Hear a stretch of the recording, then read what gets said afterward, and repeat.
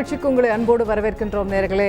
இந்திய நாடாளுமன்ற தேர்தல் பாதி கிணறு தாண்டிடுச்சு. 280 சீட்டுகளுக்கு மேல வாக்குப்பதிவு நிறைவடைந்து விட்டது. இன்னும் 4 ஃபேஸ் இருக்கு அப்படின்னு பார்த்தாலும் கூட சீட்டுகள் வகையில கிட்டத்தட்ட பாதிக்கு மேல நம்ம கடந்திருக்கிறோம். நிறைய குற்றச்சாட்டுகள், நிறைய விமர்சனங்கள், வாத பிரதிவாதங்களோட இந்த எலெக்ஷன் நடந்துட்டு இருக்கு. இந்த எலெக்ஷன் நடந்தது மேலேயே நிறைய கேள்விகள் இப்போ எழுப்பப்படுது எதிர்கட்சிகள்னால.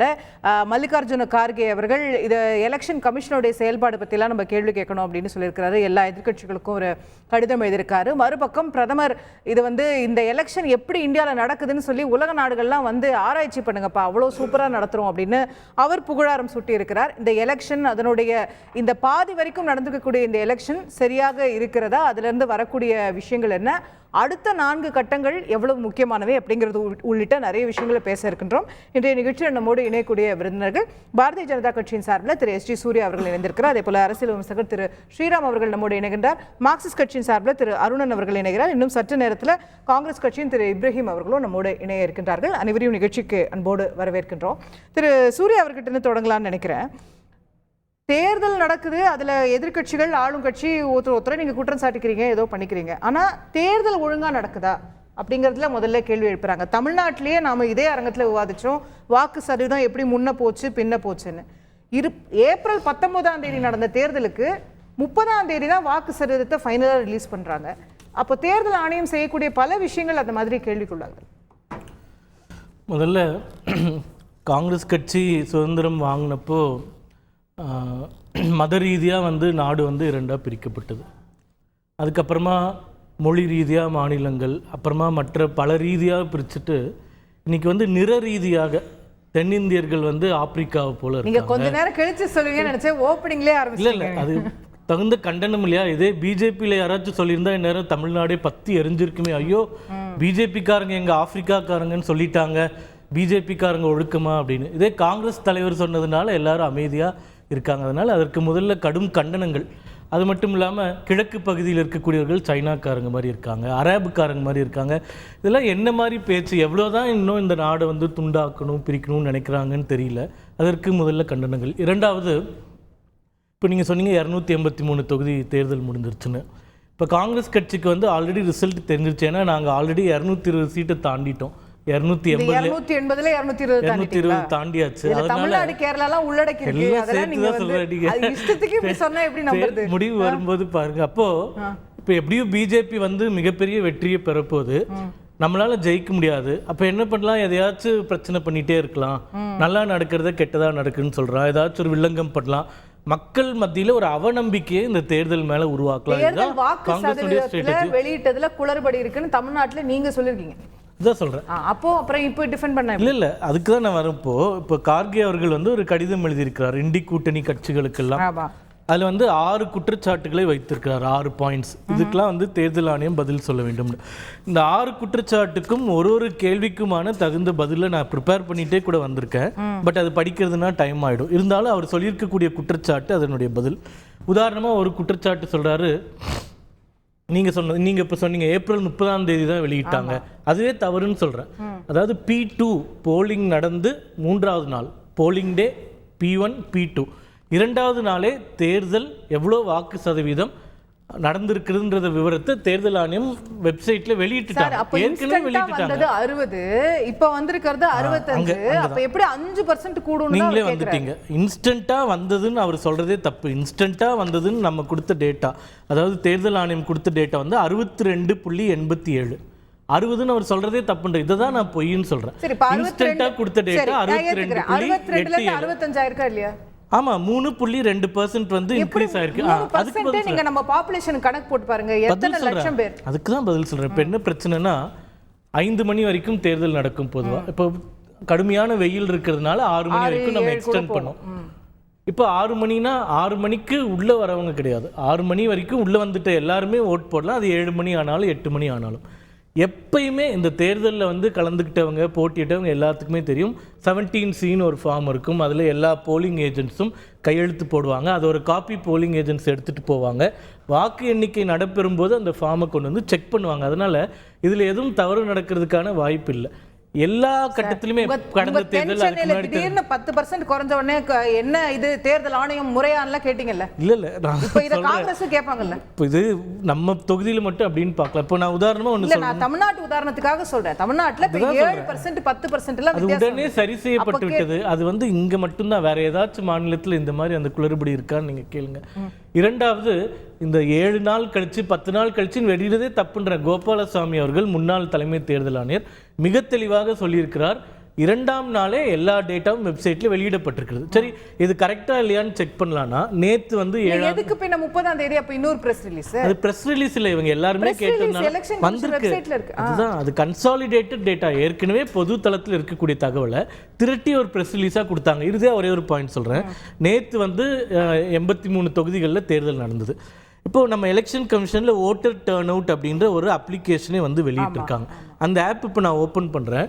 நேற்று நடந்த எல்லா தொகுதிகள்லையும் ஏதாச்சும் ஒரு தொகுதி நீங்கள் சொன்னீங்கன்னா அந்த தொகுதியை நான் செலக்ட் பண்ணேன்னா அதில் எவ்வளோ வாக்கு சதவீதம் நடந்திருக்கு, அந்த தொகுதிக்கு கீழே இருக்கக்கூடிய சட்டமன்ற தொகுதி வாரியா எவ்வளவு வாக்கு சதவீதம், இதுக்கும் எலெக்ஷன் கமிஷனர் ரிலீஸ் பண்ண டேட்டாக்குமே டிஸ்கிரிபன்சி இருந்தது. தமிழ்நாட்டுல ஆப்ல ஒன்னு வந்துச்சு, இவங்க கொடுத்த பிரஸ் ரிலீஸ்ல ஒன்னு வந்துச்சு. அதனால தான் நம்ம டிபேட்லாம் நடத்தணும். அதுக்கு தான் அவங்க என்ன சொன்னாங்க, தமிழ்நாட்டில் அந்த கன்சாலிடேட் பண்றதுல ஏதோ குளறுபடி நடந்துட்டுன்னு சொல்லிட்டாங்க. ஆனா இந்திய அளவுல இந்த மாதிரி எங்கேயுமே நடக்க கிடையாது. அதனால நான் என்ன சொல்ல வரேன்னா, இந்த தேர்தல் வெளியிட்ட பெர்சன்டேஜும் நீங்க தப்பா சொல்றீங்க, நாட்களையும் தப்பா சொல்றீங்க, எல்லாமே தப்பா சொல்றீங்க. இப்போ புதுசா ஒன்று சொல்றாரு, இந்த 6 பாயிண்ட்ல ஓட்டர் லிஸ்ட் எங்களுக்கெல்லாம் கொடுக்கவே இல்லை அப்படின்னு சொல்றாரு. ஓட்டர் லிஸ்ட் எப்படி ரிலீஸ் பண்ணுவாங்கன்னு அரசியல் இருக்கக்கூடிய எல்லாருக்கும் தெரியும். எங்க தொகுதிக்கு தென்சென்னைக்கு நானே போய் வாங்கினேன். அது மட்டும் இல்லாம ஃபைனலாக ஒரு காப்பி கொடுக்குறது நாமினேஷன் கடைசி நாள் ரிஜெக்ட் பண்ணிவிட்டு கேண்டிடேட்ஸ் ஃபைனலைஸ் வராங்க இல்லையா, அப்போ எல்லா கேண்டிடேட்ஸையும் கூப்பிட்டு கொடுக்குறாங்க. அதுக்கு முன்னாடி எல்லா அரசியல் கட்சிகளையும் கூப்பிட்டு ஓட்டர் ஃபைனல் டேட்டா கொடுக்குறாங்க.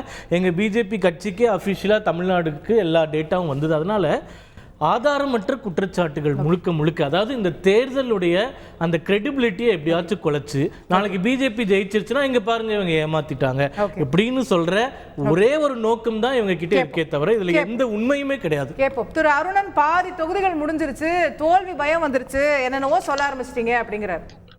தேர்தல் சரியில்லை, உடனே அவங்க சரியில்லை, இவங்க சரியில்லை. இல்ல, என்னென்னமோ பேசுறது இந்த நாட்டின் பிரதம மந்திரி தான். அப்ப அது அதுல இருந்து அவருக்கு தான் தோல்வி பயம்னு ஆகும் சகோதரி. இல்ல, அதற்கு முன்பு பாஜக நண்பர் போற போக்குல இந்த சாம் பெட்ரோட விவகாரத்தை அவர் எடுப்பிலேயே சொன்னாரு.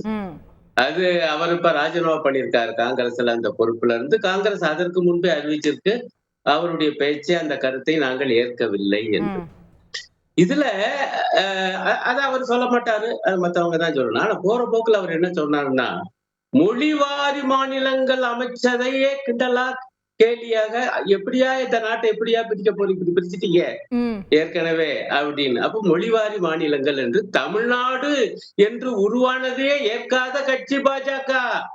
இவருக்கு என்னமோ தமிழர்கள் மீது அவங்களுடைய நிறத்தை பத்தியும் பேசிவிட்டாங்க என்று இவர் கொந்தளிச்சு பேசுறது எவ்வளவு வினோதம் என்பதை இதை கேட்கிற நேயர்களுக்கு விட்டு விடுகிறேன்.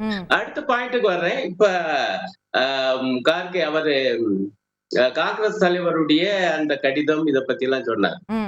இதுல சகோதரி நீங்களும் சரியா குறிப்பிட்டு சில விஷயங்கள் எல்லாம் நினைவுபடுத்துறீங்க. நம்ம அந்த வார்த்தை எல்லாம் பங்கு கொண்டிருக்கோம்ல, தமிழ்நாட்டுல எப்படி நடந்துச்சு. ஆமா, அது அது அவர் பாணியில அதுக்கு அவர் பதில் சொல்றாரு, அது அவருடைய பாடுன்னு வச்சுக்கோங்க. நான் ஒரு விஷயத்தை குறிப்பிடுறேன். இந்த தேர்தல் ஆணையத்தினுடைய அதிகாரபூர்வமான வெப்சைட்ல வெளியிடப்பட்டது முதல்ல தற்காலிக புள்ளி விவரங்கள் தான், பைனல் அல்ல.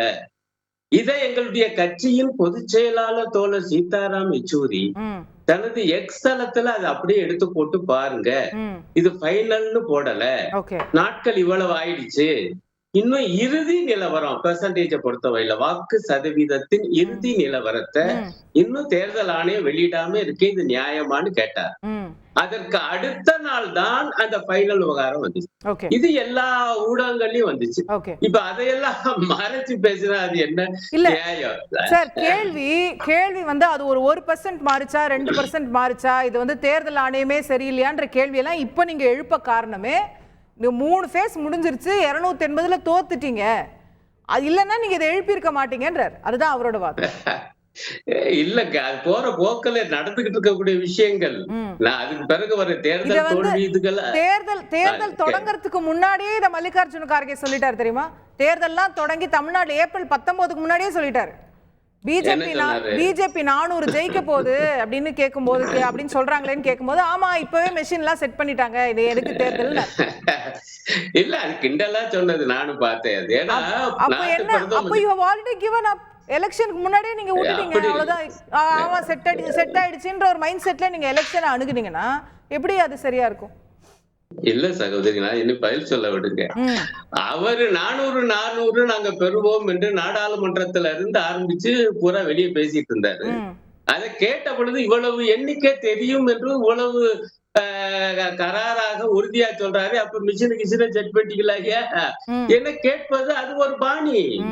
இப்ப நீங்களே கூட தான் குறிப்பிட்டீங்க அவர் பாட்டுக்கு அடிச்சு வர்றாரு. இப்ப பாதிக்கு மேல போயிடுச்சு இப்பவே எங்களுக்கு மெஜாரிட்டி வந்துருச்சு. நீங்க அழகா குறிப்பிட்டு ஒரு கேள்வியை கேட்டீங்க அவர்கிட்ட. ஏயா தென்னகத்துல இவ்வளவு நடந்திருக்கு அங்கேயே அப்படியா? தமிழ்நாடு பாஜகவா கேரளாவும் பாஜக கர்நாடகாவே வந்து தோல்வியில இருக்க போய் தானே நீங்க பாதி முடிச்ச உடனே 3000 கோடி ரூபாய் அறிவிச்சிக்க அந்த வறட்சி நிவாரணம். இதெல்லாம் நான் சொல்லுகிற மிக முக்கியமான அம்சம் வந்து என்னன்னா இந்த தேர்தல் ஆணையத்தின் மீது அவரு காங்கிரஸ் தலைவர் சில குற்றச்சாட்டுகள். ஆனா அதெல்லாம் விட மிகவும் கவலை தரும் விஷயம் ரொம்ப பாராட்டி பேசுனது இப்பதான் படிச்சுட்டு வந்தேன். நம்முடைய பிரதமர் மோடி தேர்தல் ஆணையத்தை ரொம்ப சிறப்பாக செயல்பட்டிருக்காங்கன்னு அவர் சொல்றது என்னன்னு நான் புரிஞ்சுக்கிறேன்னா அவர் எவ்வளவு தூரம் தவறா பேசினாலும் மதத்தின் அடிப்படையில வாக்கு கேட்டாலும் அதை கண்டுகொள்ளாத தேர்தல் ஆணையம் ஆகவே அவர் பாராட்டுறாதியா. இப்ப நான் பழைய விஷயத்து கூட போகல. இப்ப 2 நாளைக்கு முன்னாடி என்ன பேசுறாரு சகோதரி உங்களுக்கு தெரியாததல்ல. ராமராஜ்யமா வாக்கு ஜிகாத்தா அப்ப அது யார சொல்றான்னு தெரியும். ராமராஜ்யம்னா யார குறிப்பிடுறாரு ஜிகாத்னு அவருடைய மொழியில பாஜக தலைவருடைய மொழியில. ஆக வெர்சஸ் எல்லா ஊடகங்களையும் போடுது ராமராஜ்யா வெர்சஸ் ஓட்டிங் ஜிகாத் அப்படின்னு. அப்ப இந்த மாதிரி பச்சையாக வெளிப்படையாக கூச்சமே இல்லாமல் மதத்தின் அடிப்படையில ஓட்டு கேட்கிறாரு. அதை தட்டி கேட்டதா தேர்தல் ஆணையம். ஏற்கனவே அவர் இதே போல பேசுறதுக்கு அவருக்கு நோட்டீஸ் விடாம அவருடைய கட்சி தலைவருக்கு நோட்டீஸ் விட்டாங்க. அப்ப இதெல்லாம் வந்து எவ்வளவு என்ன சொல்ற ரொம்ப வருத்தமா இருக்கு. தேர்தல் ஆணையம் இந்த அளவுக்கு ஆளுங்கட்சிக்கு வந்து பின்னாடி போவது என்பது என்ன நியாயம்? கேப்போம் சார் கேப்போம். திரு ஸ்ரீராமன் நியாயமான கேள்வி. நீங்க பாராட்டுறது எதுக்கு? பிஜேபி என்ன செஞ்சாலும் கண்டுக்காம இருக்கிறதுக்கு தேர்தல் ஆணையத்துக்கு பாராட்டு. அதாவதுங்க நவீன் சாவ்லான்னு ஒரு சீஃப் எலெக்ஷன் கமிஷனர் இருந்தாருங்க. அவர் வந்து very close to madam Sonia Gandhi and அந்த ஃபேமிலிக்கு ஹி வாஸ் அ பியூரோக்ராட். அவர் ரிட்டையர் ஆகும்போது அவரை வந்து ஹோம் செக்ரட்டரியாக போடுறதா வச்சுருந்தாங்க. ஆனால் 2005 ஆக்சுவல் பிரைம் மினிஸ்டர் உங்களுக்கு யாருன்னு தெரியும். But was selected by madam Sonia Gandhi. He was appointed as the chief election commissioner. என்ன ரீசனுக்கு என்ன பர்பஸ்? அத மாதிரி நீங்க ராஜகுமார் போட்டுருக்கீங்க அப்படினா அப்படி இல்ல. சோ இந்த நீங்க வெயிட் பண்ணுங்க நான் சொல்லிடுறேன். காங்கிரஸ் செய்தது தவறாக நாமளும் செய்வோம். சாத்தான் வேதம் ஓத கூடாதுன்றதுக்காக நான் சொல்ல வரேன். இந்த election commission absolutely free and ஃபேரா நடத்துற எலெக்ஷன் கமிஷன். உங்களால மக்கள் கிட்ட போய் உங்களை வந்து நீங்க வந்து ஒரு ஆக்கப்பூர்வமா நீங்க எதிர்காலத்துல நீங்க என்ன பண்ண போறீங்க, இந்திய மக்களுக்கு என்ன பண்ண போறீங்க, எப்படி நீங்க அதை அணுக போறீங்கன்றதுல ஒரு தாட்டும் இல்லாம ஒன்னா நீங்க அப்பீஸ்மென்ட் பாலிடிக்ஸ் பண்ண வேண்டியது, இல்லனா பிரிவினைவாதம் பத்தி பேச வேண்டியது, இல்லனா வந்து நீங்க உட்கார்ந்து லூடோ விளையாடுங்க, இல்ல ஃபேஸ்புக்கை பாருங்க, இன்ஸ்டாகிராம்ல பாருங்க, 4000 ரூபாய் சக்காச்சக்னு வந்து உங்க அக்கவுண்ட்ல ஊந்துரும். இதெல்லாம் தான் உங்களுடைய செல்லிங் பாயிண்டா இருக்கு மக்கள் கிட்ட. சோ அப்படி இருக்கும்போது உங்களுக்கு எதா இருந்தாலும் நீங்க எதையாவது சொல்லித்தானே ஆகணும். இந்த எலெக்ஷன் கமிஷன் எப்படி பிஹேவ் பண்ணுமோ அப்படிதான் ராஜகுமார விட்டுருங்க, நவீன் சாவ்லா விட்டுருங்க. நவீன் சாவ்லால விட முடியாதுங்க. ஏன்னா நீங்க அத படிச்சீங்கன்னா தெரியும். இல்ல சார், இன்னைக்கு யாரோ ஒருத்தர் ராமராஜ்யம்னு சொல்லி ஓட்டு கேட்கிறாரு, ஓட்டு ஜிஹாதுன்னு சொல்றாரு. இன்னைக்கு பாருங்க கிரிக்கெட் டீம்ல பூரா மைனாரிட்டியை சேர்த்துருவாங்க அப்படின்னு பேசுறாரு. இதெல்லாம் ஒரு தேர்தலா நீ கேட்க வேண்டாமா? எங்க யார் பேசினாலும் கேட்க வேண்டாமா? யார் பேசினாலும் இல்ல. நீங்க ஒன்னு ராமராஜ்யம்னு பேசக்கூடாதுன்றது யார் சொல்லணும்? மதத்தின் அடிப்படையில் வாக்கு கேட்க கூடாதுன்னு மாடல் கோட் ஆஃப் கான்டக்ட்ல இருக்கு. மதத்தின் அடிப்படையில் அப்பீஸ்மென்ட் பாலிடிக்ஸ் பண்ண கூடாதுன்றது ஒரு இது 60 வருஷமா ஆண்ட காங்கிரஸ் கட்சிக்கு தெரியாதா? உங்களுக்கு நாங்க தனியா இத பண்ணுவோம், உங்களுக்கு நாங்க வந்து பேங்க்ல லோன் வாங்கி கொடுப்போம், உங்களுக்கு கான்ட்ராக்ட்ஸ்க்கு முன்னுரிமை கொடுக்கப்படும். சார் நம்மோட ஃபண்டமெண்டல் ரைட்ஸ்லயே சார் கான்ஸ்டிடியூஷன் பார்க்கணும். நம்ம என்ன பார்க்கணும்? ஃபண்டமெண்டல் ரைட்ஸ்லயே ஈக்குவாலிட்டி பிஃபோர் லான்னு இருக்கு. ஆனா அதுலயே சப் கிளாஸ் என்ன இருக்கு? இது ரிசர்வேஷன்ஸ்க்கோ நம்ம வந்து தாழ்த்தப்பட்டவர்களுக்கு உதவுறதுக்கோ பொருந்தாது. அத மாதிரி நீங்க வந்து ஒரு நலிந்த பிரிவுக்கு உதவுறது வேற, இது பண்றது வேற இல்லையா? ஒரு ஓபனா மத அரசியல் பண்றது வேற இல்லையா? அதுதான் நான் கேக்குறேன். மத அரசியல் பண்ணது யாரு? அத நீங்க பதில் சொல்லுங்க. மைனாரிட்டிஸ்க்கு உதவுறதா இப்படி மத அரசியல் சொல்றாங்க. அதனால வார்த்தை ஜாலத்துல நீங்க விளையாடலாங்க. நான் முதல்ல மைனாரிட்டின்ற வார்த்தையை எதிர்க்கிறேங்க. நீங்க வந்து நார்மலா எவ்ரிஒன் இஸ் an Indian citizenங்க.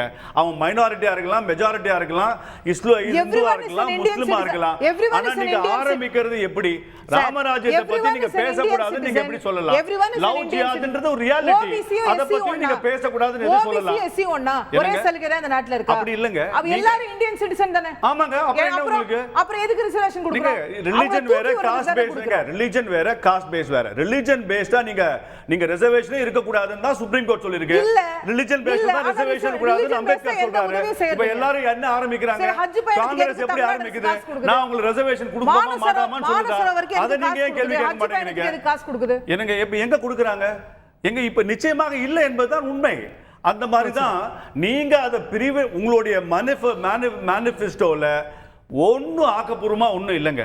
ஏன்னா உங்களால் வின் பண்ண நீங்களே ராய்பரேலியே நீங்கள் கடைசி நேரம் ஒரு நிமிஷம் முன்னாடி தான் நீங்கள் அங்கே போய் நாமினேஷன் ஃபைல் பண்ணுறீங்க. அமேத்திலையும் ராய்பரேலியும் 50 வருஷம் அந்த குடும்பம் தாங்க அந்த 2 தொகுதியிலும் எம்பி. என்ன நீங்க வளர்ச்சி அந்த 2 தொகுதியில் நீங்க காட்டிட்டீங்க. நீங்க நாட்டை நீங்க வளர்ச்சி பாதையில் எடுத்துன்னு போவீங்க. இந்த 5 வருஷத்துல இன்க்ளூடிங் 2 வருஷம் கோவிட் போனதுல மேடம் ஸ்மிருதி இரானி பண்ணதை நினைச்சு கூட பார்க்க முடியாது. திரு ராகுல் காந்தியும் திரு மேடம் சோனியா காந்தியும் அவர்களும் செய்யாத விஷயத்தை செஞ்சிருக்காங்க. ஸோ நீங்க எங்க வாய்நாட்டில் இந்த 5 வருஷத்துல என்ன பண்ணிருக்கார் ராகுல் காந்தின்னு அவரால் ஒரு ரிப்போர்ட் மாதிரி தான் கொடுக்க முடியுமா?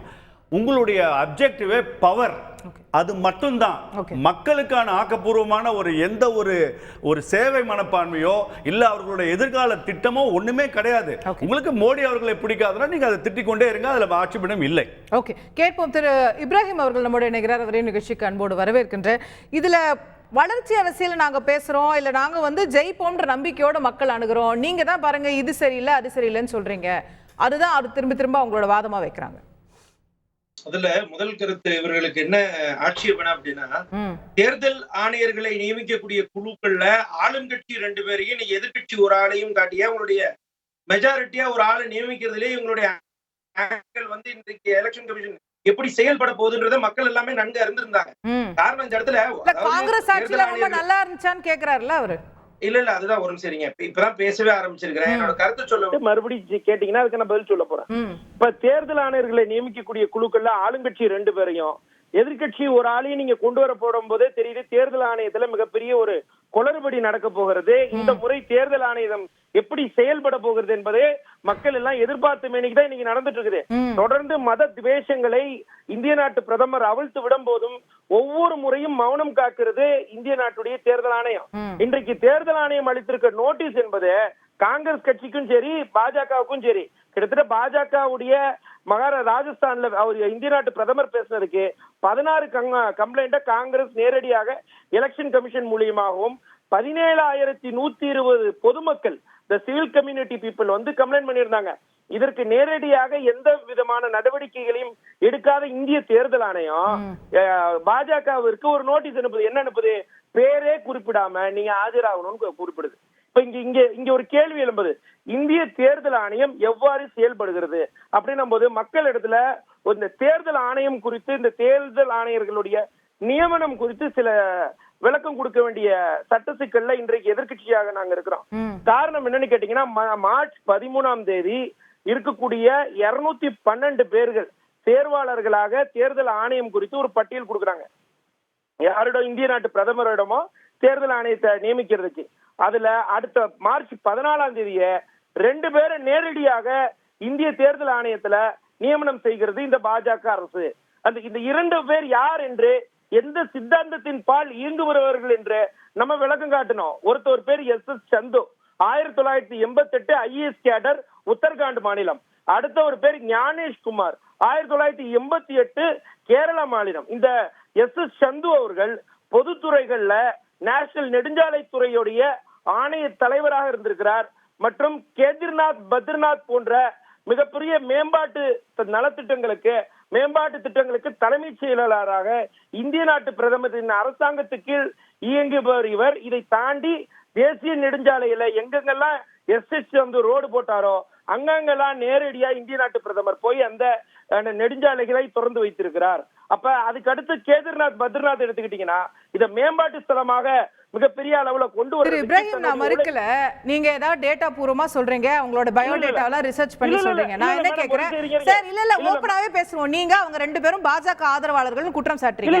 அதான் ஆதரவாளர்கள் சொல்ல வரல மேடம், ஒரே ஒரு டவுட் தான். இதை இங்க பாருங்க, நீங்க முதல்ல நம்ம பாஜக ஆதரவாளர்கள் இந்த இடத்துல நம்ம ஒரு வேஷம் போட வேணாம், இத மக்கள் இடத்துல கொடுத்துருவோம்.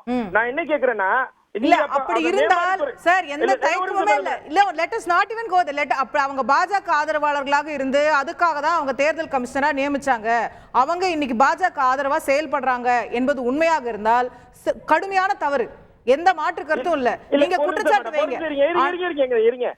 அதாவது ஒரு கருத்து சொல்லும் போது நீங்க குறுக்கிட்டீங்கன்னா, நடுவுல சொல்லிட்டீங்கன்னா அடுத்த கருத்து அப்படியே பாதியிலே விட்டு போற மாதிரி ஆயிடும். அதுக்காக தான் ஒரு நிமிஷம் மட்டும்தான். இல்ல, ஞானேஷ் குமார் அவர்கள் 370 ஆர்டிகிளை எடுப்பதுல மும்முரம் காட்டியவர். அதே நேரத்துல நாடாளுமன்றத்துடைய அந்த இடத்துல பத்திரிகையாளர்கள் எல்லாம் போக கூடாது, அந்த பார்வையிட மாடத்துல மிகப்பெரிய ரத்தை செய்தவர் இந்த ஞானேஷ் குமார் அவர்கள். இதை தாண்டி ஜம்மு அண்ட் காஷ்மீரை ஒரு யூனியன் பிரதேசமாக அறிவிக்கக்கூடிய குழுக்கள்ல முக்கிய பங்கு வகித்தவர், அமித்ஷாவின் நேரடி பார்வையாளராக வேலை செய்தவர். ஒருத்தவர் வந்து இந்திய நாட்டு பிரதமர் கீழே வேலை பார்க்கிறாரு, இன்னொருத்தவர் அமித்ஷா கீழே வேலை பார்க்கிறாரு. 212 பேரை 13ஆம் தேதி கொடுக்கறாங்க பட்டியல்ல. அடுத்த 14ஆம் தேதி இந்த 2 பேர் மட்டும் அதே சித்தாந்தத்தின் கீழ் இருக்கவர்கள் இந்த தேர்தல் ஆணையத்தின் குழுவில் இருக்கும்போது இந்த தேர்தல் ஆணையம் எவ்வாறு செயல்படும் அப்படின்றத நம்ம மக்கள் இடத்துல வச்சிருவோம். இதுதான் இல்ல, அதுதான் சூப்பர். நீங்க இவங்க 2 பேரும் வந்து ரொம்ப தவறா செயல்பட்டுட்டாங்கன்ற குற்றச்சாட்டு வைக்கிறீங்க. அது தவற மேடம். அதாவது 370 ஆர்டிகல் இவங்களுடைய, நான் ஏதாவது ஒரு கட்டத்துல கேள்வி கேட்கணும்ல, ஆமா, அது தவறாக இருந்தால் நானும் சொல்றேன், கண்டிப்பாக தவறு, எந்த மாற்று கருத்தும் இல்ல. அது நீங்க ப்ரூவ் பண்ண வேண்டியது உங்களோட கையில இருக்கு. ஆனா இந்த குற்றச்சாட்டை வைக்க உங்களுக்கு மாரல் ஸ்டாண்டிங் இருக்கான்னு அவங்க கேக்குறாங்க. MS கில் யாரு ஞாபகம் இருக்கான்னு கேக்குறாங்க. இல்ல, இப்ப நான் என்ன கேள்வி கேக்குறேன், இன்றைக்கு MS கில் எப்படி தேர்தல் ஆணையரானாரு? இல்ல இவங்க மேடம் தேர்தல் ஆணையராக இருந்து பதவிக்காலம் முடிஞ்சு ரிசைன் பண்ணிட்டு முத வேலையா போய் காங்கிரஸ் கட்சியில சேர்ந்துட்டாரு. அதுக்கப்புறம் அமைச்சராகிறாரு, மத்திய அமைச்சராகிறாரு. நான் என்னோட கேள்வி என்பது ரொம்ப சிறப்பா இருக்குது. நீங்க வந்து இந்த தேர்தல் ஆணையராக அவர் இருக்கும் போது எந்த இடத்துல காங்கிரஸ் கட்சி மத தேசங்களை அவிழ்த்து விட்டது, அதற்கு எது நீங்க நேரடியா ஒரு விஷயத்த நான் என்ன எதுக்காக குறிச்சிட்டு காட்டுறேன்னா, மத தேசங்களை அவிழ்த்து விட்டும் கூட நீங்க மத அது சரி சார், பிரதமர் இல்ல சார், இப்ப மத துவேஷத்துல மட்டும் நடவடிக்கை எடுக்கலன்னா தான் தவறா? இப்ப தேர்தல் ஆணையருக்கு வேற ரோலே கிடையாதா? ஒரு தேர்தல் ஆணையராக நியமிக்கப்படுறவரு, தேர்தல் ஆணையர் பதவி காலம் எல்லாம் முடிஞ்சு அவர் ரிட்டையர்மெண்ட்லாம் முடிஞ்சு கடைசியா எங்க போறாருன்னா காங்கிரஸ் கட்சிக்கு போறாரு, அப்புறம் மினிஸ்டர் ஆகிறாரு. அப்புறம் தேர்தல் ஆணையர் எப்படி செயல்பட்டுருப்பாரு? ஒரு கேள்விதான் என்னோட கேள்வி என்பது ஒண்ணுதான். அவரு எது மாதிரியாக இதே மாதிரி தேர்தல் ஆணையத்தில் இருக்கும் போது ஒரு குற்றச்சாட்டு எடுத்து வைங்க, இந்த இடத்துல எல்லாம் மத துவேஷம் ராகுல் காந்தி பேசினார், இந்த இடத்துல அம்மையார் சோனியா காந்தி பேசினார், அப்போதும் மௌனம் காத்தது இந்திய தேர்தல் ஆணையம் அப்படின்னு குற்றச்சாட்டு எடுத்து வைங்க. நாங்க நேரடியா சொல்றோம்ல. இப்ப நீங்க மத துவேஷத்தை மட்டும் சொல்லுங்க. உத்தரப்பிரதேச மாநிலத்துல நேரடியா அரசு திட்டங்கள்ல நரேந்திர மோடி அவர்களுடைய தேர்தல் நடைமுறை விதி இருக்கு, MCC ஆன்ல இருக்கு. அப்ப இந்திய நாட்டுடைய பிரதமருடைய புகைப்படத்தை போட்டு இன்னைக்கு அரசு திட்டங்களை வெளியிடுது உத்தரப்பிரதேசம். இதுக்கு கேள்வி கேட்டாரா இந்திய தேர்தல் ஆணையம்? சரி, இதை தாண்டி தெலுங்கானால இன்றைக்கு வந்து இந்த கிசான் ஆவாஸ் யோஜனா, இல்ல கிசான் ஆவாஸ் யோஜனால இன்றைக்கு நேரடியா அதை நீங்க உடனே கொடுக்க கூடாது. இந்த கிசான் வேலை, அதாவது விவசாயிகளுக்கான நலத்திட்டங்களை இந்த நேரத்துல கொடுத்தீங்கன்னா அது MCCக்கு அகைன்ஸ்டா இருக்கும். காங்கிரஸ் ஆளுகின்ற மாநிலத்துல மட்டும் தேர்தல் ஆணையம் படக்குன்னு போயிட்டு நடவடிக்கைகள் எடுப்பது எது மாதிரியான திட்டங்கள் இந்த இடத்துல அவிழ்த்து விடுகிறது? ஓகே, நீங்க கேட்டிருக்கீங்க எம்எஸ் கீழுக்கு குறிப்பிட்ட உதாரணம் வேணும்னு கேட்டிருக்கீங்க. நம்ம கேட்போம். நீங்க வந்து ஒருத்தர் இருந்தாருங்கிறதுனாலே சொல்லக்கூடாதுன்றாரு. He wants pointed answers. 2 விஷயங்கள். நண்பர் சகோதரர் ஸ்ரீராம் சொன்ன மாதிரி நவீன் சாவ்லா அவர்கள் வந்து எலெக்ஷன் கமிஷனரா இருந்தப்போ, அதாவது சிஇசி ஆவறதுக்கு முன்னாடி 2009 தேர்தல் நீங்க எடுத்துட்டீங்கன்னா முதல் கட்டத்துக்கும் 2வது கட்டத்துக்கும் கோபாலசுவாமி வந்து சீஃப் எலெக்ஷன் கமிஷனர். அவர் டென்யூர் முடிஞ்சதுனால மீதி 3 கட்டத்திற்கு நவீன் சாவ்லா அவர்கள் வந்து சீஃப் எலெக்ஷன் கமிஷனர். அப்போ கோபாலசுவாமி அவர்கள் வந்து பிரசிடென்ட் ஆஃப் இந்தியாவுக்கு வந்து ஒரு ரிப்போர்ட் எழுதுறாரு, ஒரு லெட்டர் எழுதுறாரு. நவீன் சாவ்லா எனக்கு கீழே எலெக்ஷன் கமிஷனரா இருக்கக்கூடியவர், அவருடைய செயல்பாடுகளில் எனக்கு அதிருப்தி இருக்கின்றது. தேர்தல் தேதி விவாதித்துக் கொண்டு இருக்கும்போது திடீர் என்று எழுந்து வெளியே சென்று கழிப்பறைக்கு போகிறேன் என்று சொல்லி தகவல்களை கசிய விடுகிறாரோ என்கின்ற அச்சம் எங்களுக்கு இருக்கின்றது அப்படின்னு கடுமையான குற்றச்சாட்டு நவீன் சாவ்லா மேல வைத்திருக்கிறார்கள். நவீன் சாவ்லா அவர்கள் எந்த அரசு பதவிக்கும் தகுதியற்றவர் என்று நீதிமன்றங்களால் சர்டிஃபை பண்ணப்பட்டவர். அவரை கொண்டு வந்து இந்தியாவில் இருக்கக்கூடிய நீதிமன்றங்களால கரெக்டா நான் சொல்றேன், பட் அப்படி ஒரு சர்டிஃபை பண்ணப்பட்டவரை எலெக்ஷன் கமிஷனர் ஆக்கி சிஇசி ஆக்குனீங்க. அதை விட்டுருங்க. இப்போ நண்பர் முதல்ல பேசும்போது சொன்னாரு, இந்த தேர்தல் ஆணையர்கள் நியமிக்கும் முறையில எங்களுக்கு உடன்பாடு இல்லை. ஏனென்றால் இதுல வந்து பிரதமர், உள்துறை அமைச்சர், எதிர்க்கட்சி தலைவர் 3 பேர் இருக்காங்க. அதுல 2 பேர் ஆளுங்கட்சிக்கு ஆதரவா இருக்காங்கன்னு நண்பர் சொன்னார். ஆனா 1990ல இது மல்டி பாடி ஆக்கணும், ஒருத்தர்ல இருந்து 3 பேர் ஆக்கணும். இந்த 30 வருடமாக அந்த எலெக்ஷன் கமிஷனர்ஸை யார் நியமிச்சிட்டு இருந்தாங்கன்னா, அந்த காலத்தில் ஆட்சியில் இருக்கக்கூடிய அரசாங்கம், சட்டத்துறை, லா மினிஸ்ட்ரி வந்து பிரதமர் கிட்ட பேனல் கொடுப்பாங்க. பிரதமர் அவரோட டிஸ்கிரிப்ஷன்ல அந்த பேனலை செலக்ட் பண்ணி பிரசிடென்ட் கொடுப்பாங்க. பிரசிடென்ட் நேரடியா எலெக்ஷன் கமிஷனர் அப்பாயிண்ட் பண்ணிட்டு இருந்தாங்க. அப்ப இதற்கு முன்னாடி இருந்த மாத்தணும்னு சொல்லிதான் நீங்க அது எப்படி தவறுன்னு சொல்றீங்களோ? தவறுன்னு சொல்லல. உச்சநீதிமன்றம் என்ன சொல்லுச்சுன்னா அதுல சீஃப் ஜஸ்டிஸையும் சேர்த்துட்டாங்க.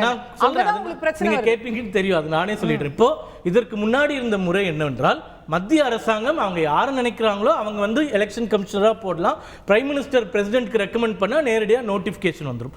இப்போ உச்சநீதிமன்றத்துக்கு போகுது. உச்சநீதிமன்றம் என்ன சொல்லுதுன்னா, கான்ஸ்டிடியூஷன்ல இந்த மாதிரி ஒரு ப்ரொவிஷன் இருக்கிறதுக்கான எந்த ஷரத்துமே கிடையாது.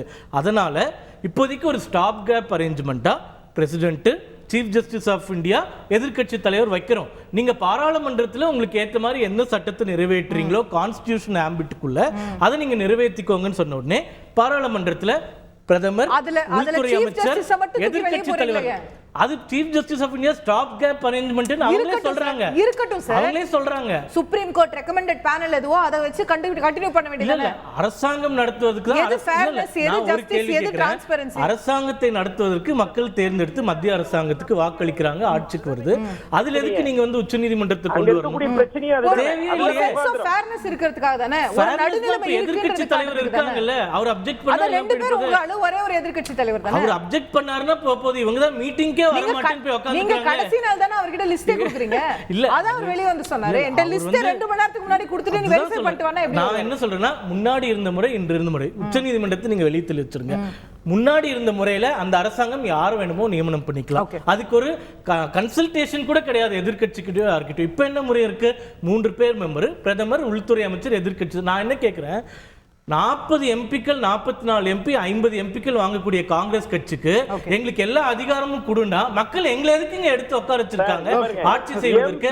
அதனால பண்றேனே, இப்ப இந்த சகோதரர் சொல்ற மாதிரி தேர்தல் ஆணையத்தின் மேல குறை, தேர்தல் அதிகாரிகள் மேல குறை, தேர்தல் ஆணையராக யார் வராங்களோ அவங்க மேல குறை. மக்கள் கிட்ட போய் ஓட்டு வாங்குறதுக்கு இவங்க முயற்சி செஞ்சிருந்தாங்க. இன்னைக்கு அமேதி தொகுதியில ராகுல் காந்தி பயந்துட்டு ரேபரேலிக்கு ஓட வேண்டிய நிலைமை வந்திருக்காதே. நீங்க மக்களை சந்திக்காமல் தேர்தலை வெற்றி பெற வேண்டும் என்றால் மக்கள் அதற்கு இசைவு கொடுக்க மாட்டார்கள். ஒரு விஷயம் சொல்லும் போது மக்கள் விரோத போக்கோடு சொல்லக்கூடாது, உங்களோட ட்ரிவன் அஜெண்டா ஸ்டைல சொல்லக்கூடாது. 60 ஆண்டு காலமாக பெரும்பான்மையாக இந்திய நாட்டை ஆண்ட கட்சி இன்றைக்கு எதிர்கட்சியாக இருக்கிறது. நீங்க இன்னைக்கு ஒரு நம்பர் வச்சிருந்தீங்கன்னா 1984 நீங்க எவ்வாறு இருந்தீங்க அது குறித்து நாங்க பேச வேண்டியது இருக்கும். ஒவ்வொரு நேரத்தில் இல்ல நாங்க கேட்கக்கூடியது தேர்தல் ஆணையம் குறித்து கேள்வி என்பது நடுநிலையோடு நடக்க வேண்டும். அந்த நடுநிலையை இந்த நேரத்திலாம் தவற விட்டது. இதுதான் நம்ம சுட்டி காட்டுறோம். இல்ல அதுதான் உங்க ஆட்சியிலே நடந்திருக்குன்றாங்க அவங்க. அவ்வளவுதான். அவங்க செஞ்ச தப்பு தான். நான் திரும்ப சொல்றேன். ஆனா நீங்க செஞ்சதுக்கு நீங்க பதில் சொல்லணும்ல. இல்ல இங்க பாருங்க, நான் ஒரே ஒரு क्वेश्चन தான். என்னன்னு கேட்டீங்கன்னா, நீங்க எங்களுடைய ஆட்சியில நேரடியாக 17,000 பேர் நேரடியாக ஒரு சமுதாயத்தை சாடி இந்திய நாட்டு பிரதமர் பேசுகிறார் என்று புகார் அளித்தும் நடவடிக்கை எடுக்கவில்லை என்று அதுக்குதான் ஒரு கோபால்சாமி சுட்டி காட்டினாரு. ஓபனா அலிகேஷன் இருந்தது நவீன் சாவ்லா மேல. இல்ல இங்க பாருங்க, நீங்க ஒருத்தர் மேல வைக்கிற அலிகேஷன் கேட்கல மேடம். 17,000 பொதுமக்கள், அந்த பொதுமக்கள் நேரடியாக இந்திய நாட்டு பிரதமரே அச்சுறுத்தும் வகையில பேசுறான்னு சொல்லியும் கூட தேர்தல் ஆணையம் இன்றைக்கு வரைக்கும் நடவடிக்கை எடுக்காம இருக்குல்ல.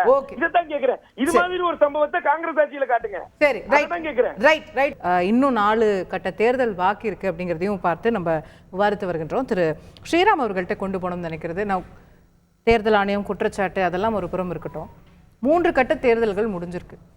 இப்போ இதுல பெரும்பான்மையா சவுத் இந்தியால இருந்து இருந்திருக்கு அப்படின்ற, நம்ம தமிழ்நாடு முடிஞ்சது, கேரளா முடிஞ்சது, கர்நாடகா முடிஞ்சது. அப்ப இதுல இருந்து பிஜேபிக்கு பெரிய கெயின்ஸ் இல்லை அப்படின்ற ஒரு பார்வை. அதனால தான் இன்னும் அக்ரெசிவா போறாங்க, இன்னும் அதிகமா மத அரசியல்லாம் பிரதமர் பேசுறாரு, நிறைய விஷயங்கள் பண்றாருன்ற ஒரு விமர்சனம் வைக்கப்படுது. அதுதான் இதோட பேக்ரவுண்டா? யாருடைய பார்வை சவுத் இந்தியாவில் பிஜேபி பண்ணலன்றது யாரோட பார்வை? யோகேந்திர யாதவ் சொல்றாரு, நிறைய இப்போ எதிர்கட்சி சொல்றாங்கன்னு வச்சுக்கோங்க, அவங்க அதை தான் சொல்லுவாங்க. அதுல அவங்க பார்வை எப்பவும் அப்படிதான் இருக்கும். பாஜக பொறுத்த வரைக்கும் இந்த வாட்டி நீங்க சொல்லுங்க, ட்ரெடிஷனலி கேரளால எவ்வளவு ஓட்டு இருக்கு, தமிழ்நாட்டுல எவ்வளவு ஓட்டு இருக்கு, அதேதாங்க ஆந்திரால இனிமே தான் வரப்போகுது. இதுக்கு நம்ம நிறைய வாட்டியும் எக்ஸாம்பிள் சொல்லியிருக்கோம். அதுவும் வந்து பாரதிய ஜனதா, திரிபுரா சொல்லி இல்ல அதுதான், அதுவும் பாரதிய ஜனதா கட்சியை பத்தியே நான் பேசல. டெல்லியில என்ன ஆச்சு, ஆம் ஆத்மி பார்ட்டி எவ்வளவு ஓட்டு வச்சிருந்தாங்க, அவங்க வந்தாங்க. பஞ்சாப்ல எவ்வளவு ஓட்டு வச்சிருந்தாங்க, அவங்க வந்தாங்க. குஜராத்லேயே அவங்க பெட்டர் தென் காங்கிரஸ், அவங்க ஓட் பர்சன்டேஜ் வாங்கலையா? ஸோ இதெல்லாம் வந்து எப்பவுமே ஒரு ஓட் பர்சன்டேஜ், ஒரு வாக்கு வங்கின்றது வந்து எந்த கட்சிக்கும் அது வந்து சாஸ்வதம் இல்லையா? அவங்க சேச்சுரேஷனை ஹிட் பண்ணிட்டாங்க, அதாவது இதுக்கு மேல போக முடியாது. இப்போ உதாரணத்துக்கு அடுத்து இன்னும் 4 ஃபேஸ் இருக்குல்ல, அதுல ஒரு 260 சீட்டு கிட்ட ஓட்டு போடணும். அதுல 40 சீட்டை தவிர எல்லாம் பிஜேபி ஜெயிச்சிருக்கு கடந்த தேர்தலில். அப்போ can it go above this? இதை விட கீழே தானே குறைய முடியும். அப்போ காங்கிரஸ்க்கு தானே கெயின்ஸ் இருக்க போகுது அப்படின்னு திருப்பியும் சொல்றேன். இண்டி கூட்டணிக்கு என்ன கன்ஸ்ட்ரக்டிவா அவங்க மக்கள் கிட்ட என்ன பேசியிருக்காங்க நீங்க ஏதாவது சொல்லுங்க. அவங்க யூபி அரசாங்கம் 10 வருஷம் அவங்க ஆண்ட போது என்னெல்லாம் நாட்டுக்கு பண்ணாங்கன்னு அவங்கள சொல்லி வாக்கு கேட்டிருக்காங்களா? பிரதமரை தவிர அவங்க எதை வச்சு அவங்க வாக்கு கேட்குறாங்க? பிரதமர் ஒரு ராலியிலையும் 1.5 மணி நேரம் 2 மணி நேரம் பேசுற போது எல்லா விஷயத்தையும் தான் பேசுறாரு. அதுல இந்த அவங்க அப்படிதானங்க பேசி ஆகணும். இன்னைக்கு பேசிருக்காரு சார், இத வந்து கிரிக்கெட் டீம் பூரா மைனாரிட்டி போட்ற போறாங்க. ஏன்னா உங்களுக்கு அந்த மாதிரி உங்களுக்கு மைனாரிட்டி மட்டும் தான் கண்ணுக்கு தெரியும் போது அத சொல்றது பிரதமர் எதுக்கு அத பேசணும்ன்றத உங்களுக்கு வேணுங்கிற போது அவர் பிரதமர், உங்களுக்கு வேணாங்கிற போது அவர் வந்து ஒரு என்டிஏ அப்படிதாங்க வேணுமானாலும் அப்ப நீங்க தமிழ்நாட பார்த்து கேளுங்க. ஒரு so called future chief minister சனாதனத்தை ஒழிப்போம் சொன்னது ஏன் நீங்க கேட்கல? ஏன் கேள்வி கேட்க மாட்டேங்கிறீங்க? ஏன் அன்னைக்கு அமைதியா இருக்கீங்க? ஏன் இதே இண்டிகுலிட்டி என்ன கல்ச்சரா? இது மட்டும் மத தொடர்பு இதுக்கு அதுக்கும் புரியல. நீங்க சொல்றது மத வெறுப்பு பேசுறார் பிரதமர்ன்றீங்க. அப்ப இங்க கூடிய ஒரு பிரதான எதிர்க்கட்சி, ஒரு ஆளுங்கட்சியோட சோ கால்ட் சக்சஸர் அவர் சனாதனத்தை ஒழிப்போம்னு சொல்றத நீங்க எப்படி கடந்து போறீங்க? இல்ல இண்டி கூட்டணி எப்படி கடந்து போறாங்க? இங்க இருக்கக்கூடிய காங்கிரஸ் இங்க அமைதியா இருக்காங்க, தமிழ்நாட்டுல வாயை மூடிட்டு இருக்காங்க. தெலுங்கானா சீஃப் மினிஸ்டர் வந்து இதை அரெஸ்ட் பண்ணுவோங்கிறாங்க. சோ இதுலயே அவங்களுக்கு ஒரு முரண்பாடு. அதுவும் காங்கிரஸ் சீஃப் மினிஸ்டர், அவர் வந்து வேற எந்த சீஃப் மினிஸ்டரும் இல்ல. சோ தமிழ்நாடு இருக்கிற காங்கிரஸ் அவங்களுக்கு எந்த ஒரு தைரியமோ எதுவும் இல்ல. ஏன் தெலுங்கானா இருக்கிற காங்கிரஸ் சீஃப் மினிஸ்டருக்கான தைரியம் ஏன் தமிழ்நாட்டுல இல்ல? சோ நீங்க ஒரு மதத்தை ஒரு வாட்டி நீங்க பேசிட்டு பிரதமர் பேசிட்டாருன்னா மக்களுக்கு நல்லா தெரியுங்க யார் என்ன பேசுறாங்கன்னு. இன்னைக்கு நேத்து பேசலங்க, இந்து மதத்தை பத்தி 50 வருஷமா திராவிட கட்சியான திமுகவும் திகவும் பேசிட்டு தான் இருக்கு. என்னமோ இன்னைக்கு பேசுற மாதிரி சொல்றீங்க. பிரதமர் எதை பேசணுமோ அதை மட்டும் தாங்க பேசுறாரு. ஓகே திரு அருணன், அது ஒரு அந்த பாயிண்ட்ல ஒரு லாஜிக் இருக்கிறதா தெரியல. எப்படி நீங்க ஒரு தரப்பு பேசும்போது கேள்வி கேட்கறீங்களோ, இன்னொரு பக்கம் சனாதனத்தை பேசும்போது நீங்க கேட்கலையேன்றார். இல்ல அது கொஞ்சம் சொன்னா விரிவா சொல்லணும், அவ்வளவு நேரம் இருக்காது. ஒரே ஒரு வாக்கியத்தோட நான் முடிச்சுக்கிறேன். வேற ஒண்ணும் இல்ல, சனாதனம் என்பது இந்து மதம் அல்ல. அது இந்து மதம் தான் என்று சொன்னவர் திரு கி வீரமணி அந்த மேடையிலேயே. ஐயா நீ சொல்ல விடுங்க, அவர் கருத்தை நான் ஏற்கலங்க. நான் என் கருத்தை சொல்றேன். இன்னும் சொல்ல போனா உதயநிதி ஸ்டாலினும் அப்படி பேசல. அவர் சனாதனம் என்று மீன் பண்ணது என்பது நம் மத்தியிலே இருக்கக்கூடிய சாதியத்தை, நம் மத்தியிலே இருக்கக்கூடிய பெண்ணடிமைத்தனத்தை, இதுக்குத்தான் பழமைவாதம் சனாதனம் என்று பேர். அதுக்கு நான் இப்போ வந்து ஒரு நூலே எழுதியிருக்கேன். சனாதனம் பற்றி அந்த காலத்துல பெரியவங்க எல்லாம் என்ன எழுதியிருக்காங்க? எனில் சாதிய வேறுபாட்டை ஒழிப்போம், பெண்ணடிமைத்தனத்தை ஒழிப்போம் அப்படின்னு சொல்றதுல எந்த சிக்கலும் இல்லையே. சனாதனத்தை ஒழிப்போம் சொல்லும் போது தானே சிக்கல் வருது. அதுதான் அது இப்ப இவங்க சிக்கல் பண்றாங்க. அதுக்குதான் சொல்ல வந்தேன். அந்த காலத்துல சனாதனத்தை எதிர்த்து மகாகவி பாரதியார் எழுதியிருக்காரு. நான் அந்த கட்டுரையை வெளியிட்டிருக்கேன். சனாதனம் எவ்வளவு கொடுமையா இருந்துச்சுன்னு கல்கி 7-8 கதைகள் எழுதியிருக்காரு. அந்த கதைகளை பூரா அதனுடைய கருவை சொல்லி அதுல அவர் எப்படி சனாதனத்தை விமர்சனம் பண்ணியிருக்காரு என்பதை சனாதனம் பற்றி சனாதனிகள் என்று ஒரு சிறு நூலாகவே கொண்டாந்திருக்கேன்.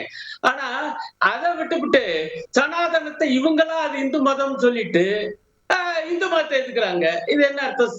இந்து மதம் என்பது பன்மைத்தன்மை வாய்ந்தது. அது பல வழிபாட்டு முறைகள் இருக்கு. அதுல எங்களுடைய மதுரை வீரன் சாமி கும்பிடுறது இருக்குது, 18ஆம் படி கருப்பும் இருக்குது, கற்பனை இருக்குது. நாங்க ஆடு வெட்டி கோழி வெட்டி கும்பிடுவோம். அத எல்லாரும் இதே இந்து மதத்தில் இருக்கக்கூடிய எல்லாரும் அதே போல கறி சமைச்சு சாப்பிட்டு சாமி கும்பிடுவாங்களா?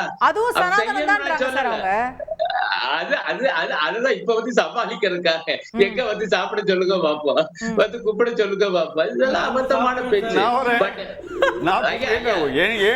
ஏன் உணவு பழக்கத்தை நீங்க எப்படி ஃபோர்ஸ் பண்ண முடியும்? நீங்க என்ன கேக்குறீங்க இல்ல, ஏன் உணவு பழக்கத்தை நீங்க எப்படி ஃபோர்ஸ் பண்ண முடியும்? உங்களுக்காக நான் ஃபோர்ஸ் பண்ணி நான் நான்வெஜ் சாப்பிட்டாதான் நீங்க சொல்றதை கேட்க ஏத்துதான் அர்த்தமா? அந்த வெறியே உங்களுக்கு இருக்கு. ஐயா கொஞ்சம் பேச விட்டு நீ பதில் சொல்லுங்க. இல்ல இல்ல ஐயா, இது நீங்க பதில் சொல்லி ஆகணும். நீங்க கேக்குறீங்க இல்ல, நீங்களே பேசுங்க. நான் அதைத்தான் சொல்ல வரேன். நான் அப்படி சொல்லல, ஆனால் இத்தனை வேறுபாடு இருக்குன்னு சொல்றேன். இப்ப எப்படி சிவன் கோயில்ல அங்க என்ன பிரசாதம் தரப்படுது, பெருமாள் கோயில்ல என்ன பிரசாதம் தரப்படுது, ஆனால் கற்பனசாமி கோயில்ல என்ன பிரசாதம் தரப்படுது, கோயில் உள்ளுக்க அழகர் கோயில் உள்ளுக்க என்ன பெருமாளுக்கு பிரசாதம், வெளியில இருக்கக்கூடிய 18ஆம் படி கருப்புக்கு என்ன பிரசாதம். இவ்வளவு பன்மைத்தன்மை வாய்ந்தது. இந்த பன்மைத்தன்மை வாய்ந்த இந்து மதத்தை அப்படியே கொண்டு போய் சனாதனத்தோட ஒப்பிட்டு தங்களை தாங்களே காப்பாற்றிக் கொள்ள, சாதியத்தை காப்பாற்ற, பெண்ணடிமைத்தனத்தை காப்பாற்ற இந்த வேலை பண்றாங்க. சனாதனத்தை ஏத்து பேசினா இந்து மதத்தை ஏத்து பேசுனதா ரெண்டும் ஒன்றல்ல. அதோட நான் முடிச்சுக்கிறேன். அவருக்கு சொல்லிட்டு போட்டோம். நான் சொல்ல மிக முக்கியமான பாயிண்ட் தலைப்புக்குள்ள வரணும்னா, இந்த தேர்தல் ஆணையத்தை பொறுத்த வரையில ரொம்ப பிரமாதமா செயல்படுது என்று பிரதமர் பேசுறாரு. உலக மக்களே நாடுகளே எல்லாரும் பாருங்க. அப்படி அவர் பார்க்க அழைப்பதற்கு முன்பு அவர் என்ன பண்ணிருக்கணும்? தேர்தல் ஆணையத்தை அமைச்சதிலேயே அந்த ஜனநாயக தன்மையை காமிச்சிருக்கணும். ஐயா முந்தைய ஆட்சி எப்படி அமைச்சது, முந்தையவங்க எத்தகையவர் அமைச்சாங்க நியமிச்சாங்க என்று பேசி குறைக்கணும்ல. நாம் எங்களுடைய உச்ச நீதிமன்றம் சொல்லிச்சு, தலைமை நீதிபதி உள்ளிட்டவங்களை வச்சு அந்த குழுவின் மூலமாக நியமிங்க. அதே போல நியமிச்சையா பாருங்கய்யா அப்படின்னா நல்லா இருக்கும். அதே போல பிரதமரே தப்பா பேசினாலும் எனக்கு நோட்டீஸ் விடுதியா எங்க தேர்தல் ஆணையம் பாருங்க ஐயா. இப்ப பாருங்க, இப்ப கடைசியா பேசியிருக்காரு நாட்டின் பிரதம மந்திரி. 2 வாக்கியம் வாசிக்கிறேன். The prince must declare how much money he got from Ambani and Adani for election. How many bags of black money did he get from them? எப்படி? ஆமா. பிரின்ஸ் யாரு சொல்ற? நீங்க அதானி அம்பானின்னு பிரைம் மினிஸ்டர் சொல்ற போது நீங்க ஏன் பதில் சொல்ல மாட்டேங்கறீங்க? அந்த கேள்விக்கு நீங்க தைரியமா பதில் சொல்லுங்களே. Okay, calm down. அவர் என்ன சொல்றாரு? பிரதமர் ஐயா ஒரே நிமிஷம். பிரதமர் என்ன சொல்றாருன்னா, இவ்வளவு நாள் அதானி அம்பானின்னு பேசிட்டு தேர்தல் நேரத்துல அவங்க 2 பேரை வாயில சொல்றது கூட பயப்படுறாரு. அப்ப ஏதாச்சும் டீலிங் முடிஞ்சிருச்சான்னு கேக்குறாரு. அதுக்கு பதில் சொல்லுங்க. அம்பானி குறித்து பேச வைத்தது ராகுல் காந்தி, அதையும் குறிப்பிடுங்க. அதைத்தான் சொல்ல போறேன். ஏங்க இவ்வளவு பதட்டம் பண்றீங்க? நான் அதைத்தான் கேட்கிறேன். இப்படி பேசிருக்கீங்க இல்லையா, இதுல என்ன சொல்லிருக்கீங்க? பேக்ஸ் ஆஃப் பிளாக் மணி, கருப்பு பண மூட்டைகள் எவ்வளவு அவர் பெற்றார் அப்படின்னா, அதானி அம்பானி கிட்ட கருப்பு பணம் இருக்கு என்று இந்த நாட்டு பிரதமரை ஒப்புக்கொண்டார். அப்ப 10 ஆண்டுகளா ஏன் அவங்ககிட்ட இருந்த கருப்பு பணத்தை மீட்கல? என்ன பண்ணுச்சு இந்த வருமான வரித்துறை? எல்லாருக்கும் வருதுல்ல, எதிர்கட்சினா வருதுல்ல. அதானி அம்பானி கிட்ட கருப்பு பணம் இருக்குன்னு இப்ப பிரதமர் பேசுறாருங்க. ஏங்க அங்க போகல? இந்த கேள்வி எல்லாம் வர இந்த மாதிரியான பேச்சு. இப்ப நான் கேக்குறேன் இப்ப அதானி அம்பானி பத்தி இப்ப பேசாம இருக்காரு. ஆகவே எவ்வளவு வாங்கினாரு? இங்க 10 ஆண்டு காலமாக அதானி அம்பானியை எதிர்த்தா பேசினாரு மோடி. அவங்களுக்கு எல்லா உதவியும் தானே பண்ணாரு. அப்ப அவங்களோட இவர் போட்ட டீல் என்ன? கேள்வி வருமா இல்லையா? இப்படி எல்லாம் பேசுறாரு. இப்படி தேர்தல் ஆணையம் கேட்கணுமா வேண்டாமா கேள்விகள் இந்த மாதிரி Thank you sir. நான் அதே உங்க நிறைவு கருத்தை எடுத்துக்கிறேன். நம்ம முடிக்கிற தருவாயில இருக்கோம். எஸ் திரு சூர்யா பதில். இல்ல அதான் இப்போ நான் ஏற்கனவே ஒரு எக்ஸாம்பிள் சொன்னேன். கோபாலசாமி நவீன் சாவ்லா பத்தி பேசினார். கோபாலசாமி என்ன சொல்றாருன்னா, ஷா கமிஷனால் குற்றம் சாட்டப்பட்டவராக இருந்த திரு நவீன் சாவ்லா அவர்கள் அந்த குற்றச்சாட்டெல்லாம் தள்ளி வச்சுட்டு அவர் தேர்தல் ஆணையராக செயல்பாடுல மிக மிக அதிருப்தி இருக்கிறது, ஆகையால் இவரை சஸ்பெண்ட் பண்ணுங்கன்னு பிரசிடென்ட் ஆஃப் இந்தியாவுக்கு அனுப்பினார். இப்போ சீஃப் எலெக்ஷன் கமிஷனராக இருக்கக்கூடியவர்கள் கீழே இருக்கக்கூடிய 2 எலெக்ஷன் கமிஷனர்ஸ் ஏதாவது தவறு செஞ்சால் அவரை நீக்கிறதுக்கு சொல்வதற்கான அதிகாரம் இருக்கு. அதை மத்திய அரசாங்கம் கேட்க வேண்டும். ஆனால் சோனியா காந்தி அவர்கள் தலைமையில் இருந்த மன்மோகன் சிங் அவர்களுடைய ஆட்சியில் எந்த நடவடிக்கையும் எடுக்கப்படவில்லை. இது உலகத்திற்கே இந்தியாவுக்கே தெரிஞ்சது. அதனால எலெக்ஷன் கமிஷன் நியூட்ராலிட்டி பத்தி இவர்கள் பேசவே வேண்டாம்ன்றது என்னுடைய கருத்து. இரண்டாவது அதான் அதானி அம்பானி பத்தி அதான் நான் சொல்லிட்டேனே. இப்போ அதானி அம்பானி அவர்கள் நல்லவர்களா கெட்டவர்களான்றது தாண்டி இல்ல, அவங்க வந்து பிசினஸ் பண்றவங்க எல்லாரையும் தப்பானவங்கன்னு எங்களுக்கு சொல்லணும்ன்ற அவசியம் இல்ல.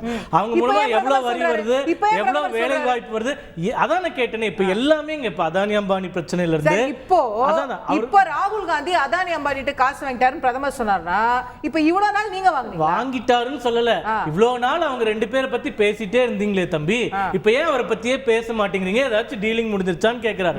இறுதி ஒரு கருத்து, நாங்க இல்லன்னு சொல்லிட்டோமே, நீங்க ஏன் நிலைப்பாட மாத்துறீங்க? அதுதான் கேள்வி. இறுதியா ஒரு கருத்து, இப்ப பிரதமர் மத துவேஷ கருத்துக்களை பேசுறாரு எல்லாருமே சொல்றாங்க. ஆனா அவர் பேசின ஒவ்வொரு கருத்துமே எதிர்க்கிருந்து வந்த ஒரு கருத்துக்கான எதிர்வினை, அவ்வளவுதான்.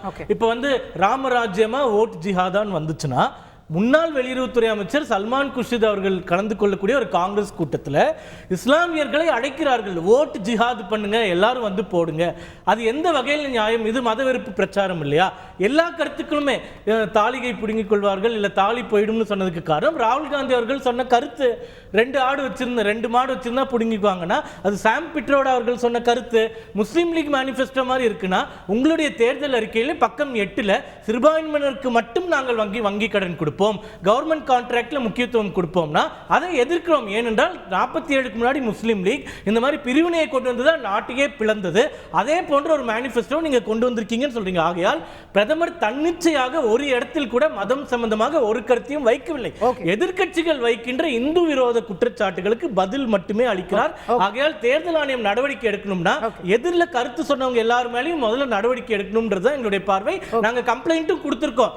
நாங்க எலெக்ஷன் கமிஷனை குற்றம் சாட்டுறோம். நாங்க கொடுத்த எந்த கம்ப்ளைண்ட்டுக்கும் நீங்க ஆக்ஷன் எடுக்க மாட்டேங்கிறீங்க.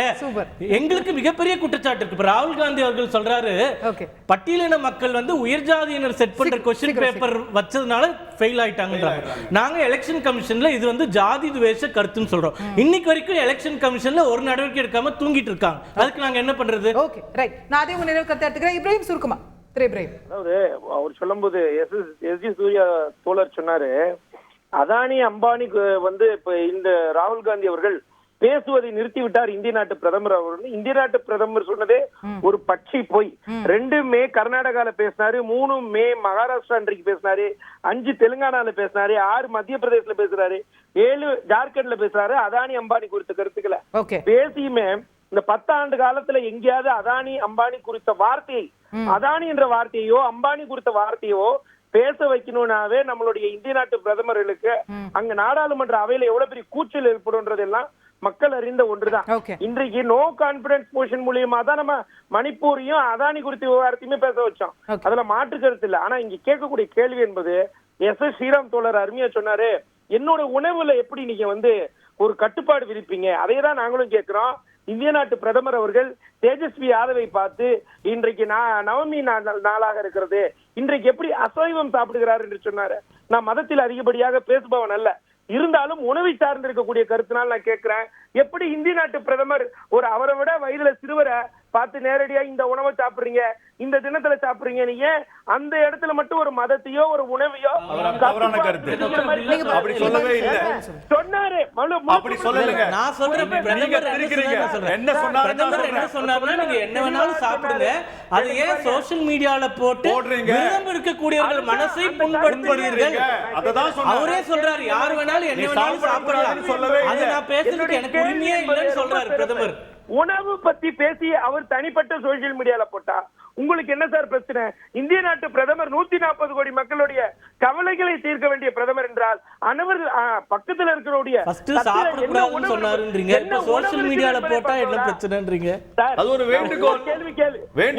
கேள்வி மட்டும்தான், ஒரே ஒரு கேள்விதான். 140 கோடி மக்கள்கிட்ட வேலையில்லா திண்டாட்டத்தில இருந்து இன்றைக்கு அன்றாடம் 67 லட்சம் குழந்தைகள் இரவு உணவு இல்லாம தூங்குகிறார்கள் என்பது ஹார்வர்ட் யூனிவர்சிட்டியுடைய கடைசியாக எடுக்கப்பட்ட அறிக்கை. அது வெறும் 20 கோடி மக்களை மட்டும் நினைக்கக்கூடிய ஒரு கட்சி பேசுறது அதிசயமா இருக்கு. குறித்து பேசாத இந்திய நாட்டு பிரதமர் தேஜஸ்வி யாதவ் மீன் சாப்பிட்டதை மட்டும் சொல்றது இது மத தேசம் இல்ல. இன்னொரு இடத்துல நம்ம நீங்க இல்ல ஒரே ஒரு கேள்விதான் மேடம். குஜராத்ல தாஹோத் என்ற தொகுதியில பூத் கேப்சரிங் பண்ணதா தெளிவா சொல்றாங்க. அதுக்கான வீடியோ எல்லாம் சோசியல் மீடியால வைரலா இருக்கு. இப்ப கூட எலெக்ஷன் கமிஷனை குறித்து தெளிவாக கேள்வி எழுப்பப்பட்டது. இதெல்லாம் தாண்டி உருட்டுல இந்த நம்ம தமிழ்நாடுடைய மாநில பாஜக தலைவர் அண்ணாமலை உருட்டுக்கு பாருங்க, அது மிகப்பெரிய உருட்டு. கச்சத்தீவு குறித்து அஜய் ஜெயான்ற செக்ரட்டரி அவர்கள் ஆர்டிஐ வெளியிட்டதா சொன்னாரு. அப்படி ஒரு அண்டர் செக்ரட்டரி இல்லையா? எவ்வளவு பெரிய பொய்ய பாஜக மாநில தலைவர் சொல்றாரு. கச்சத்தீவு நீங்க கொடுக்கவே இல்ல, எதுவுமே நடக்கல. அப்ப இந்திரா காந்தி அம்மா காங்கிரஸ் கட்சி ஆட்சியில இல்ல, எதுவுமே உண்மை இல்ல, இந்தியாவே இல்ல, யாருமே இல்ல. எனக்கு டைம் இல்ல. நன்றி திரு இப்ராஹிம், நன்றி. I'll take that as your final word. திரு ஸ்ரீராம், ஒரே ஒரு வரி சுருக்கமா. எனக்கு வெறும் 20 கோடி மக்களை மட்டுமே நினைக்கக்கூடிய காங்கிரஸ் நீங்க 140 கோடி மக்களை பத்தி இப்ப யோசிப்பாங்கன்றது எனக்கு இப்ராஹிம் மூலமாக தெரியுது. Right, okay. நம்ம அதே கருத்து எடுத்துக்கலாம். நிகழ்ச்சியில கலந்து கொண்டு கருத்துக்கள் தெரிவித்த 4 விருந்தினர்களுக்குமே நன்றி. பார்த்த உங்களுக்கும் நன்றி நேயர்களே. வணக்கம்.